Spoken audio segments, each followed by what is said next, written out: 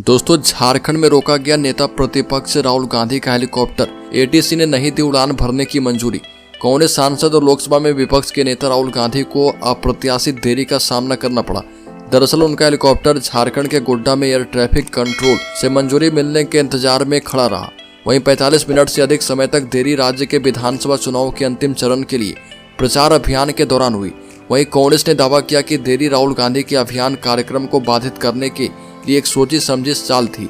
Party नेताओं ने गोड्डा से लगभग 150 किलोमीटर दूर चकाई में प्रधानमंत्री मोदी की रैली पर उंगली उठाई और कहा कि एटीसी के फैसले ने गांधी की गतिविधियों की तुलना में प्रधानमंत्री के कार्यक्रम को प्राथमिकता दी।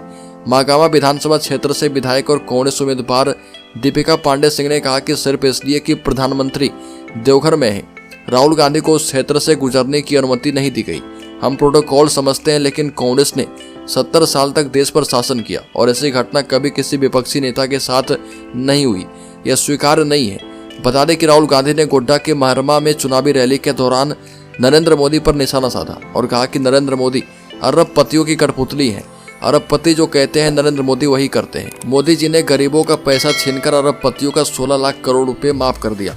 महाराष्ट्र में धारावी की 1 लाख करोड़ रुपए की जमीन भी अडानी को सौंपी जा रही है। सच तो यह है कि महाराष्ट्र में हमारी सरकार सिर्फ जमीन हड़पने के लिए गिराई गई है।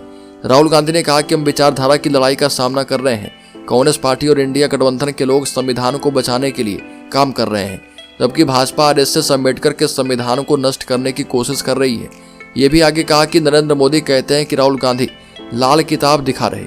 मोदी जी, इस किताब का रंग महत्वपूर्ण नहीं है, इसमें क्या लिखा है यह महत्वपूर्ण है। राहुल गांधी ने नरेंद्र मोदी पर निशाना साधते हुए कहा कि अगर आपने इसे पढ़ा होता तो आप लोगों में नफरत नहीं फैलाते, सबको आपस में नहीं लड़ाते। हमारे संविधान में भारत की आत्मा है, देश का इतिहास है और दलितों का सम्मान है, पिछड़ों की भागीदारी है, किसानों और मजदूरों के सपने हैं। फिर भी भाजपा आरएसएस के लोग इसे नष्ट करना चाहते हैं, लेकिन दुनिया की कोई ताकत इसे नष्ट नहीं कर सकती। तो दोस्तों, इस खबर में इतना ही। झारखंड से संबंधित हर एक न्यूज को पाते रहने के लिए सब्सक्राइब करें और बेल आइकॉन जरूर दबा दें।